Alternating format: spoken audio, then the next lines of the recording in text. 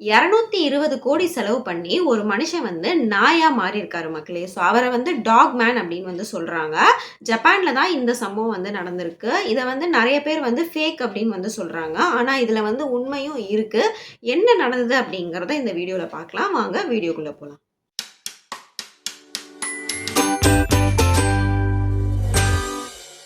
Hi, this is Sabi from Sabi tax.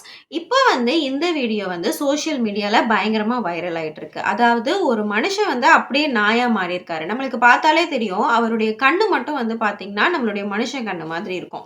உடம்பு ஃபுல்லாவே வந்து நாயா இருக்கும். ஸோ இந்த மாதிரி வந்து மாறலாமா? அப்படின்னு கேட்டா, இது முழுசா உண்மையா? அப்படின்னு கேட்டா, முழுசா இது உண்மை கிடையாது. ஆனா இதுல வந்து பாதி உண்மை. என்ன அப்படின்னு சொன்னா, ஜப்பான்ல வந்து டோகோ அப்படிங்கிற ஒருத்தர் வந்து வாழ்ந்துட்டு இருக்காரு. அவருக்கு வந்து 26 வயசு ஆகுது. பயங்கர நல்ல பெரிய பணக்காரரா இருக்கிறாரு. மில்லியனரா இருக்கிறாரு. ஸோ அவர் வந்து பார்த்தீங்கன்னா, அவருக்கு வந்து சின்ன வயசுல இருந்தே நாய் அப்டின்னா ரொம்ப பிடிக்குமாம். டாக் லவ்வராம். அவர் வந்து நெறைய வாட்டி அவங்க ஃப்ரெண்ட்ஸ் கிட்ட பேசும்போது, நான் நாயாவே பொறந்திருக்கலாமே அப்டின்லாம் நெறைய வாட்டி சொல்லியிருக்காரு அப்டின்னு சொல்றாங்க. ஸோ அதனால வந்து அவர் என்ன பண்றாரு அப்டின்னு சொன்னா, ஒரு பெரிய காஸ்டியூம் டிசைனர் கிட்ட போறாரு.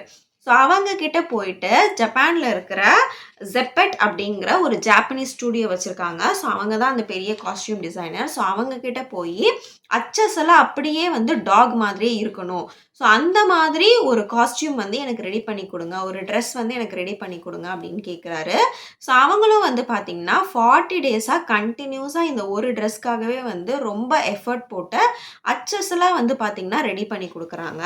இது வந்து ரஃப் கூலி அப்படிங்கிற ஒரு டாக். ஸோ அந்த டாக தான் வந்து பார்த்தீங்கன்னா, கஸ்டமைஸ் பண்ணி வந்து இவருக்கு வந்து குடுக்குறாங்க.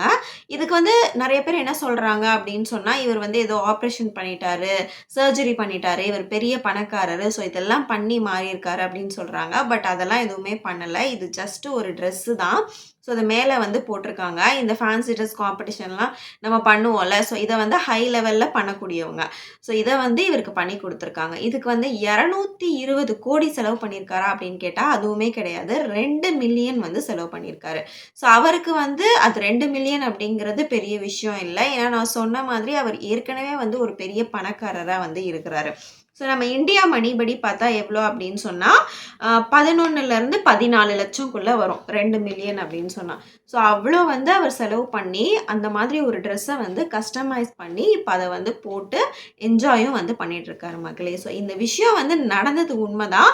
பட் சோஷியல் மீடியாவ பத்தி நம்மளுக்கு தெரியும்ல. ஒரு விஷயம் நடந்ததுன்னா, அத டபுள், ட்ரிபிளா வந்து இன்னுமே பார்வைக்காக, மக்கள் பார்க்கணும் அப்படிங்கிறதுக்காக, நெறைய ஃபேக்கா வந்து ஏஐ வீடியோஸ் கிரியேட் பண்ணி போடுவாங்க. ஸோ அதனால வந்த வீடியோஸ் தான் வந்து இது.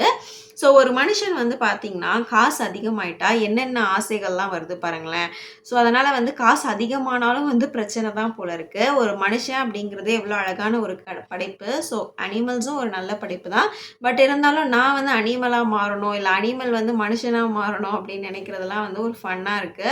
ஸோ இத பத்தி நீங்க என்ன நினைக்கிறீங்க அப்படிங்கிறத கமெண்ட்ஸ்ல சொல்லுங்க. இந்த வீடியோ புடிச்சிருந்தா சபி டாக்ஸ்க்கு சப்ஸ்கிரைப் பண்ணிக்கோங்க. இன்னொரு ஒரு வீடியோல நம்ம சீக்கிரமா பார்க்கலாம். பை.